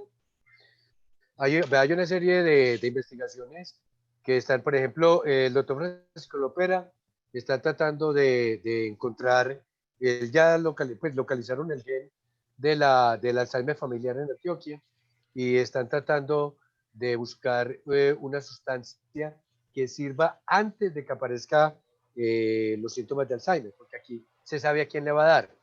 Y muchas de las drogas nuevas que se están sacando están tratando de solucionar cómo modificar esas proteínas insolubles en el cerebro. O sea, porque acuerden que el Alzheimer no tiene una sola forma de producción. Había que modificar el fenómeno vascular, el fenómeno tóxico y el fenómeno genético. O sea que muchas de las cosas, cuando hablan de Alzheimer, muchas veces están hablando de alguna forma de demencia, no necesariamente la enfermedad de Alzheimer, porque es multifactorial. Sabemos que hay fenómenos vasculares implicados en las demencias, y muchas veces se complementan y se empeoran. Yo creo que hay que esperar. Bueno, dice Paula Henao, ¿cuáles son los efectos en la memoria del COVID-19? ¿Son reversibles? Estamos conociendo el COVID-19. Inclusive, para un simposio que tenemos en Caucasia, de los alumnos míos que siempre me invitan, yo no sé si como mascota, aunque, pero de todas maneras yo siempre voy con ellos. Y el tema que vamos a preparar precisamente es ese, es las consecuencias del COVID que no son de hospitalización, porque se han visto alteraciones de la memoria, se han visto alteraciones de la atención, se han visto alteraciones del sueño, aumento de los fenómenos depresivos, aumento de la ansiedad, desasosiego, falta de concentración, y todavía no sabemos qué espectro tienen en el transcurso del tiempo. Sabemos que se presentan, pero no sabemos cómo se van a comportar o qué van a afectar más en el individuo. Si tiene un factor que estimula a otro, no lo sabemos, pero sí lo estamos viendo. Y hay una cosa muy interesante, es que la gente que le dio COVID y no le dio síntomas, no necesariamente se excluye de la enfermedad. O sea, parece que los fenómenos, el que solamente marque el factor de que me dio, no necesariamente excluye que no tenga la enfermedad, porque no sabemos qué cosas hay larvadas. Larvadas quiere decir lentas, torpes, desconocidas del virus. Ok. Chris Betancourt dice, doctora, ¿hasta qué edad el ser humano produce neuronas? ¿Las personas mayores de 100 años brillantes mentalmente aún producen neuronas? Todos los días, toda la gente produce neuronas todos los días. Y porque es importante, la cuestión no es tener neuronas. Arthur, ¿qué se gana usted con tener, por decir algo, WhatsApp si no tiene quien le escriba? O sea, la gracia, usted puede tener Facebook, pero no tiene quien lo siga, por más que usted escriba, nadie le va a ir. Entonces, el cerebro necesita neuronas funcionales. Por eso le estamos diciendo a la gente, haga cosas nuevas, aprenda cosas nuevas, cante, baile. El baile conecta el cerebro más que cualquier cosa. El baile es un lenguaje superior a cualquier idioma. La música es un lenguaje superior a cualquier idioma. Y usted todos los días, lo que se pide a la gente es, continúe haciéndolo. Lo que pasa es que tenemos, lo que yo siempre he dicho, el viejo termina pensando en dos cosas. en cómo dar del cuerpo y cómo dormir. Entonces terminan en una funcionalidad tan horrible que todas las viejas están ya dopadas, marihuanadas, tomando el Ativan, el Lepan, y tenemos ya una serie de efectos colaterales con las sustancias para el sueño muy horribles. No quiere decir que las personas que se tomen un Ativan por la noche ya están enviciados, pero el que está enviciado, sí, el que tenga que tomar 3 y 4, pues ya tenemos problemas porque esas drogas también toman la memoria. Pero el que toma una para dormir, bueno, de pronto no. Y depende de lo que esté tomando. Porque muchas de las drogas están formuladas, pero el médico es el que tiene que vigilar en qué momento esto se está volviendo un fenómeno que está empeorando el proceso. O sea, todas las personas, no importa la edad, tenemos neuronas que tenemos que poner a funcionar. No es tenerlas allá sentadas en la mesa directiva, hay que renovar la mesa directiva. O sea, hay que ponerlas a funcionar con los aprendizajes. Los viejos hacían de todo. Cuando estaban desocupados hacían nudos. Entonces, o jugaban alguna cosa de ingenio, siempre. Los muchachos como en el computador ya no les da premio, la pirinola no da premio, entonces echan la pirinola a un lado, porque eso no da puntos. Claro. Bueno, hay dos preguntas que se las quiero hacer seguiditas porque tienen como la misma temática. Teresita Restrepo quiere saber si el Alzheimer se cura y Gabriel Pérez si el paciente de Alzheimer siente dolor. Hay varias cosas importantes. El Alzheimer hasta ahora no tiene cura. Los medicamentos lo que tratan es acumular la acetilcolina que no se agote y que las neuronas que estén funcionando tengan el sustrato para poderse comunicar. Eso es lo que están haciendo. Con las otras drogas antipsicóticas que se utilizan, estamos tratando de manejar el comportamiento, disminuir las alucinaciones, mejorar el patrón de sueño, mejorar la reactividad, que la persona se alimente bien, que se deje bañar, que controle esfínteres, que socialice, que eso es lo que hacen ese tipo de drogas, los antidepresivos también. En las demencias frontales ocurre un fenómeno muy interesante. La persona puede sentir dolor y no importarle. Y hay otras personas que en la demencia pasa mucho que llaman quejas somáticas, que son quejas que inventa el paciente. Entonces, le duele la cabeza, le duele el cuello, entonces termina donde el neurólogo, el reumatólogo, el cardiólogo, el anestesiólogo, terminan de todo porque todo lo que usted le pregunta le duele. Hay que entender que muchos de las quejas somáticas son fenómenos de consulta y de polifarmacia.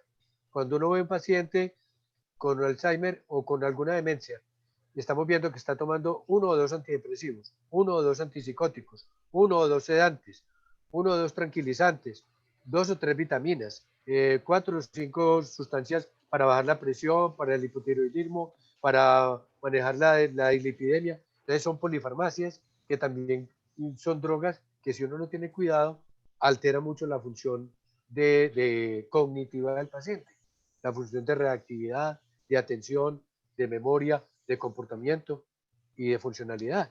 Entonces hay que tener en cuenta eso, porque los médicos nos volvimos sintomáticos. Entonces tiene dolor de cabeza, entonces tome aspirina. Si le cayó pesado, entonces tome Milanta. Si le dio diarrea, entonces tome Lomotil. Y si el Lomotil le dio alergia, entonces tome Benadryl. Y si el Benadryl le dio sedación, entonces tómese un café.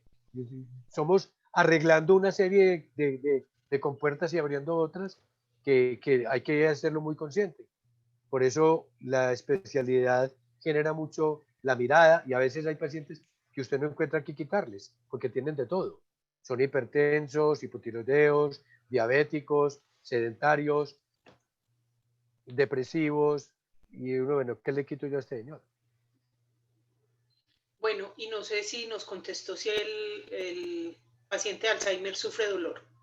No, es lo que estaba diciendo, es que la parte, usted para tener dolor necesita tener conciencia de dolor. O sea, hay muchos, los pacientes pierden sentido de enfermedad, por eso no se sienten enfermos. Al paciente me lo llevan a la consulta, pero siempre entra la hija, vea doctor, le vengo a contar, vea, no se quiere bañar, está agresiva, está irritable, se está limpiando con el agua del mismo sanitario, se está tomando, se está jugando con el cepillo, se está masturbando, hace de todo, pero no le puede decir nada porque no tiene sentido de enfermedad, ella no se da cuenta. Y de la misma forma, el dolor también necesita un comportamiento. Una persona con un tumor en el lóbulo frontal puede sentir dolor, pero no le importa. O sea que el procesamiento de dolor también tiene un fenómeno afectivo. Bueno, doctor, yo no sé qué vamos a hacer, pero acá hay muchos comentarios. Imagínense que hasta este momento tengo 58 nuevos mensajes. Claro que muchos de ellos son felicitando, agradeciendo la charla y dejándonos sus comentarios. Entonces yo le pido a usted que vayamos hasta donde usted quiera. Usted en el momento que ya quiere, cortemos. Es cuando, mejor dicho, cuando se vayan desconectando y quedemos usted y yo le cuento mi Alzheimer que me está comenzando.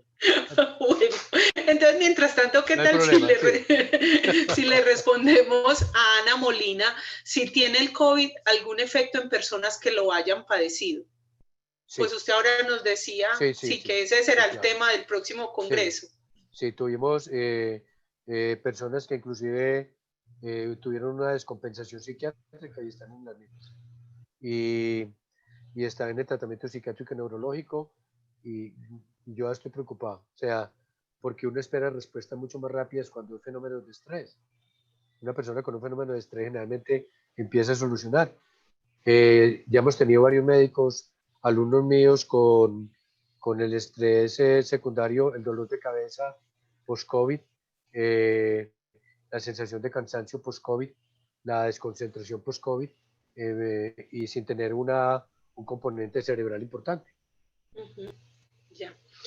Y dice Rogelio Vélez que el aislamiento de 8 meses de este año sí también puede generar algún tipo de estrés a nivel cognitivo. Sí, desde luego. La parte que lo estuve haciendo en redes mucho tiempo fue que entendiéramos algo y le di mucho énfasis en mis notas a los niños y a los ancianos, porque la persona, primero, no modulamos la dimensión de la virosis. Y segundo, porque de pronto exageramos la nota con todo, se hicieron a su manera, pero se exageró la nota y en un momento determinado se minimizó la enfermedad y ya todo el mundo está como si no tuviera nada. Y miren lo que nos está pasando. Cuando nosotros, si ustedes miran las estadísticas, cuando comenzamos, le llevábamos, Ecuador nos llevaba como 4.000 muertos de ventaja. Y en este momento, Ecuador tiene 8.000. ¿Y nosotros cuántos tenemos? ¿Cuánto? Entonces, miren que nosotros nos descuidamos más de la cuenta cuando estamos mejor que todo el mundo. ¿Y qué pasó? Que la persona no volvió a salir, no volvimos a socializar, no volvimos a visitar el viejito, no lo volvimos a sacar en ninguna parte. Restringimos mucho la parte y no veían sino televisión ni noticias. Y es el colmo que los noticieros estén demorando 3 horas y media. Es un atentado contra la salud mental de este país, que después de que haya un noticiero, un presidente se ponga a hablar 3 horas del mismo tema, cuando lo podía manejar. La información que se puede dar es corta, pero todo el mundo está encobizado. Y yo sé que la enfermedad existe, y yo sé que esto está afectando, pero nos pasamos de la raya, porque era un noticiero de media hora y ya dura 3 horas y media, y no hablan sino de COVID, y de muertos, y de tragedias. Estamos viendo inundaciones, y ya se sabe que las noticias en las personas de edad aumentan la hipertensión, aumentan el riesgo de enfermedad cardíaca, de enfermedad cerebrovascular, ¿sí? Apoplejía, trombosis, hemorragia y deterioro cognitivo a largo plazo. Entonces, tenemos que también modular eso y poner que la televisión sea más agradable, los temas sean más agradables, las conversaciones, los juegos, la socialización. Esto no es una charla, y esto es invento mío. Esto hay literatura sobre esto, y lo estamos viendo ya. Mira, nosotros nos compensaron una serie de ancianos, personas completamente lúcidas, completamente funcionales, que se descompensaron y empezaban a tener alucinaciones auditivas, a hablar incoherencias, a volverse irritables, agresivas, a perder capacidad cognitiva de memoria, atención, cálculo, juicio, toma de decisiones. Y eso no está afectando. Es que esto es un estrés crónico. Lleva más de 3 meses. Qué tan interesante eso, y yo creo que es un aprendizaje bien importante que acaba de decir usted, que las personas mayores, pues las noticias malas o las noticias desastrosas finalizando la jornada no son nada buenas, y eso es lo que estamos viendo. Sí, lo que usted dice, después de las 9 de la noche no vemos sino puras noticias desastrosas, lastimosamente. Bueno, sigamos con los asistentes. Ana Molina quiere saber si es cierto que el coco y los productos elaborados a partir del coco, como el aceite, contribuyen a la salud del cerebro. Lo que pasa es que ahí se tiene que hablar mucho de los componentes alimenticios. Una cosa es importante, por ejemplo, nosotros aceites naturales los necesitamos y la mayoría de todo el mundo le saca el colesterol. Pues el anillo del colesterol es el anillo que hace todas las hormonas, ¿cierto? Lo que pasa es que hay gente que tiene alteraciones en el proceso del colesterol. Entonces, por ejemplo, en mi familia es de lipidemia, pero nadie se ha muerto de infarto.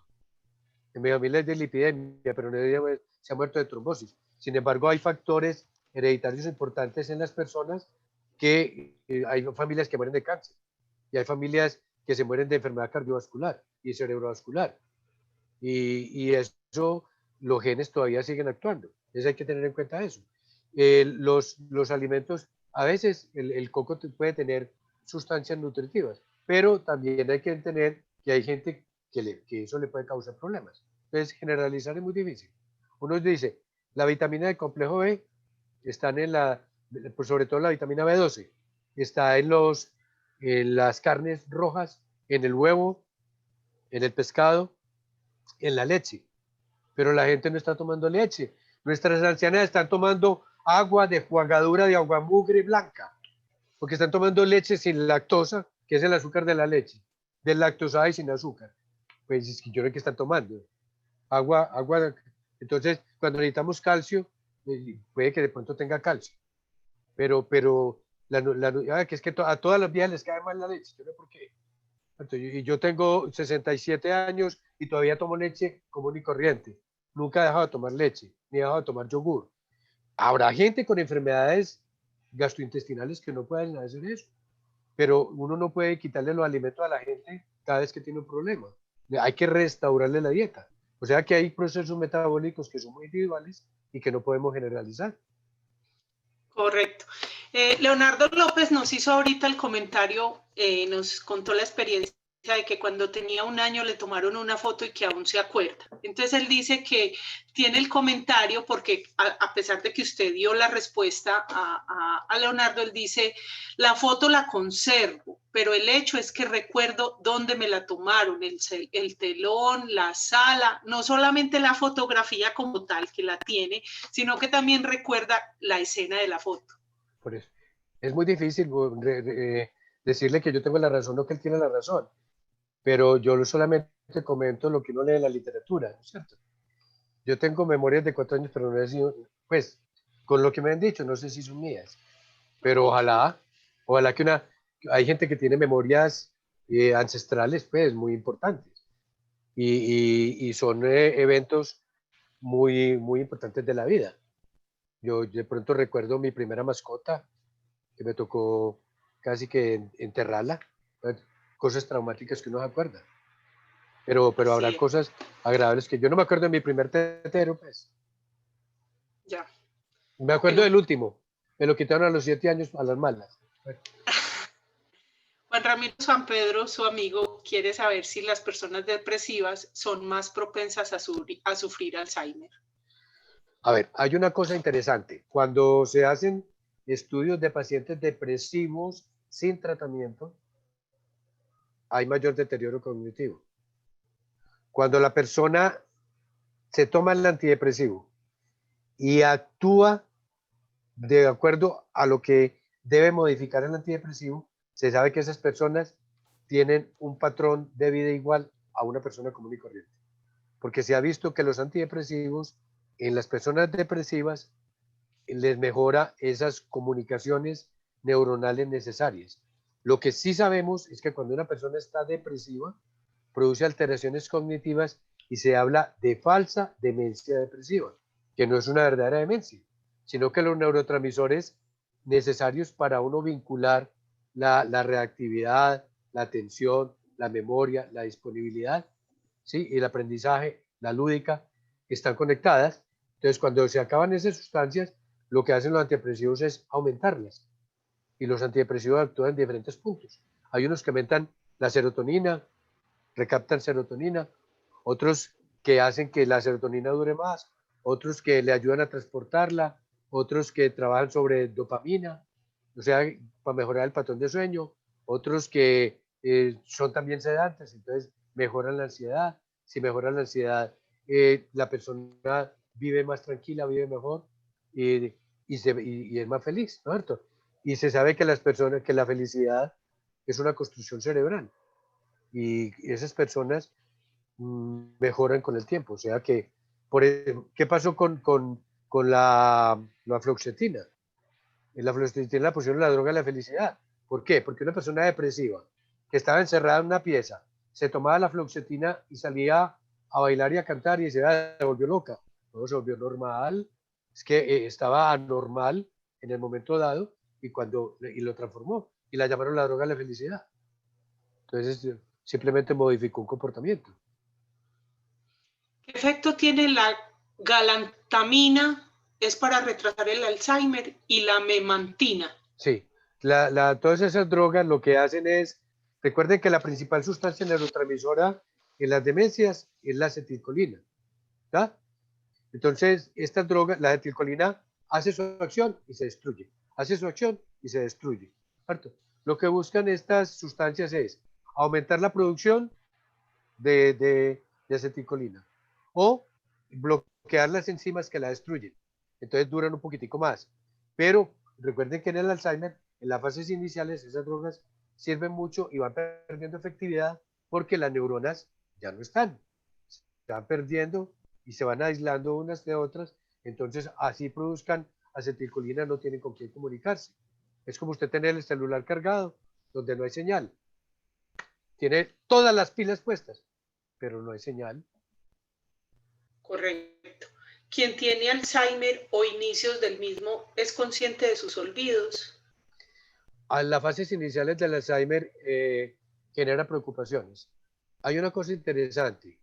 Preocúpese del olvido cuando se olvida el olvido. A ver, les hago o sea, uno se debe preocupar del olvido cuando él se olvida.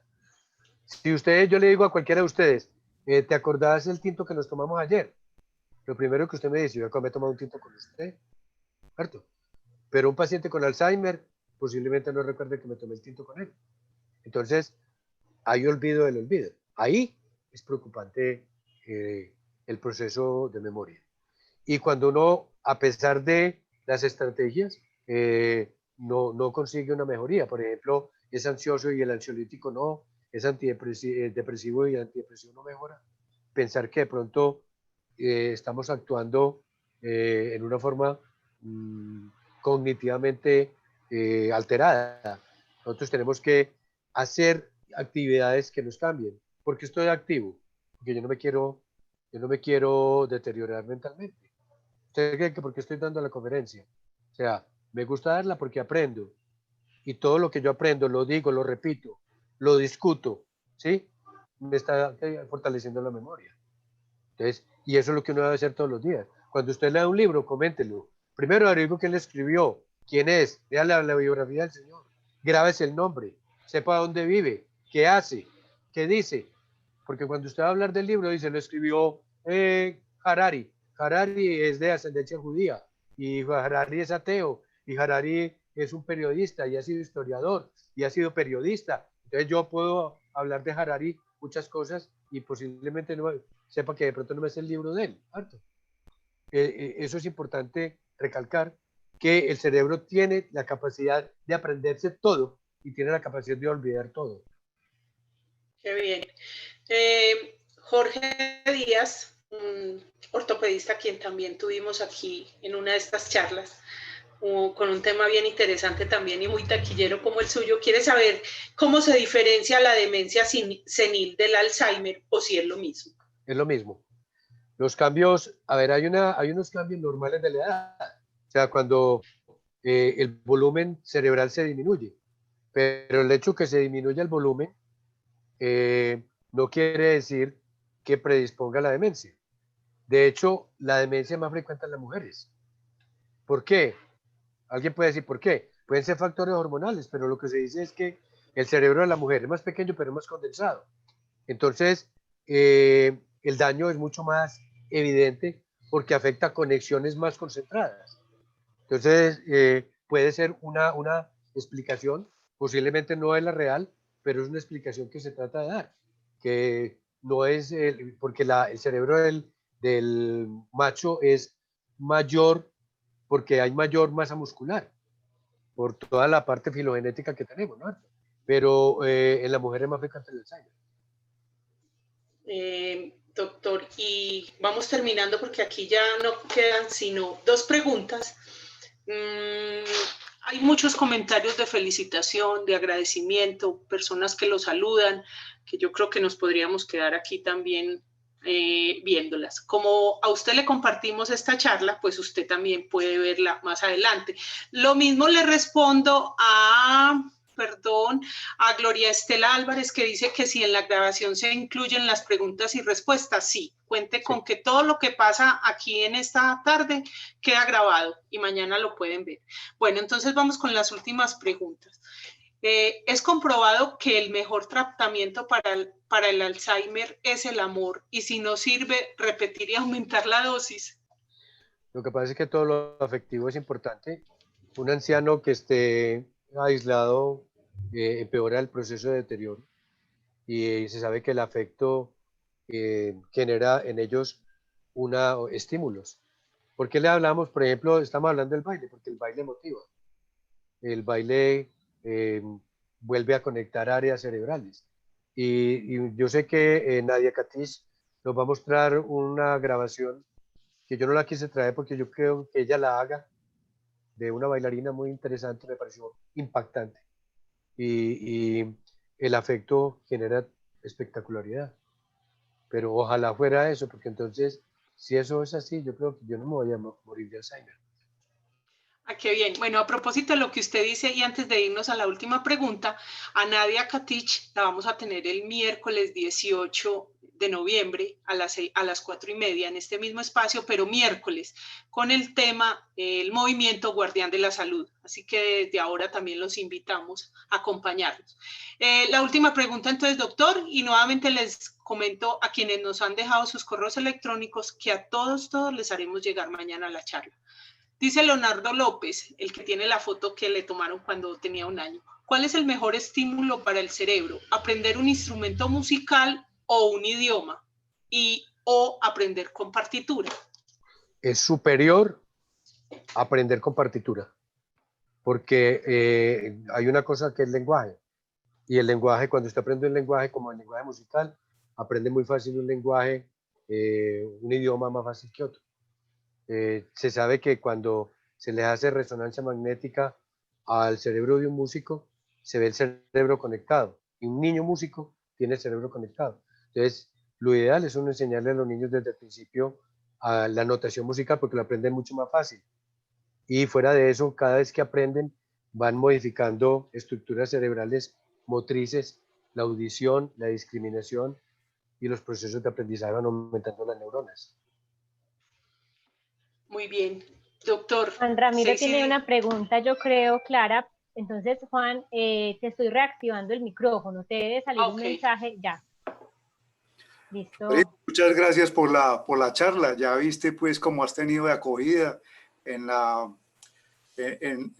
nosotros los ignacianos. Ha sido muy agradable la conferencia, la charla.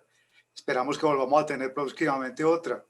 Cuando mostraste lo de la escena del tango, yo pensé que ibas a bailar vos, hombre, para que nos dieras pues como una clase.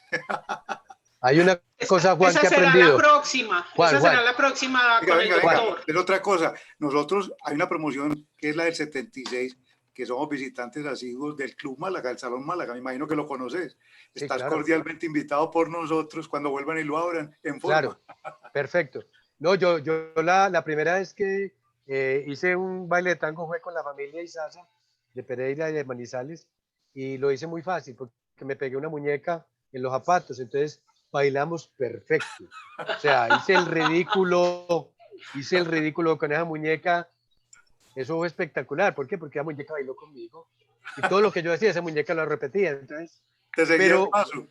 Me seguía la mejor pareja, la mejor pareja entonces. Esa muñeca fue espectacular, tanto que me la pidieron que la llevara, valió más la llevada que 20 muñecas.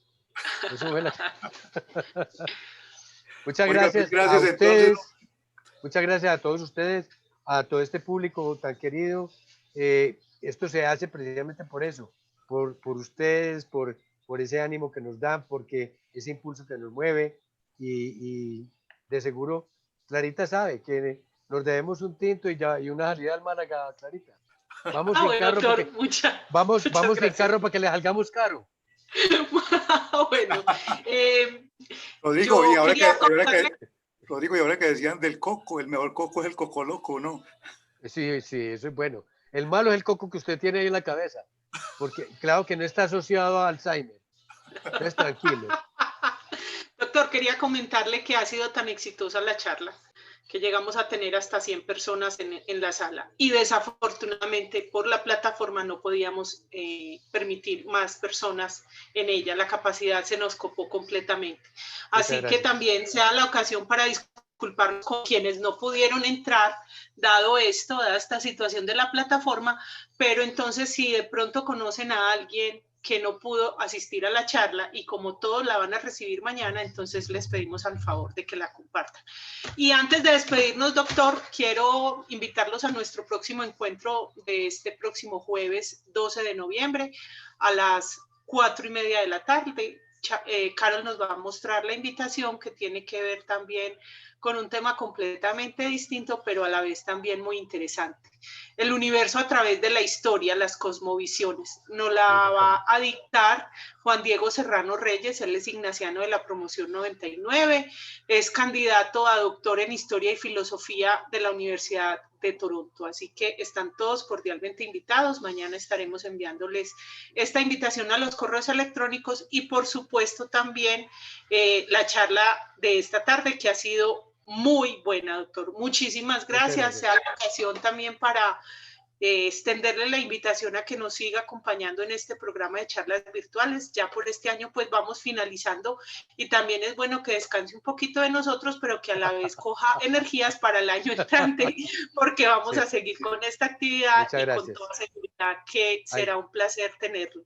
Si Dios nos da vida, aquí estaremos otra vez con toda la gente. Muchas gracias. Doctor, gracias a usted, a todos por acompañarnos, muchas gracias. Bueno, les acabo de compartir la invitación a la charla sobre el universo, pero también recuerden, el próximo miércoles, nuestra charla es el jueves, la semana entrante es puente, entonces por eso no tendremos charla el lunes.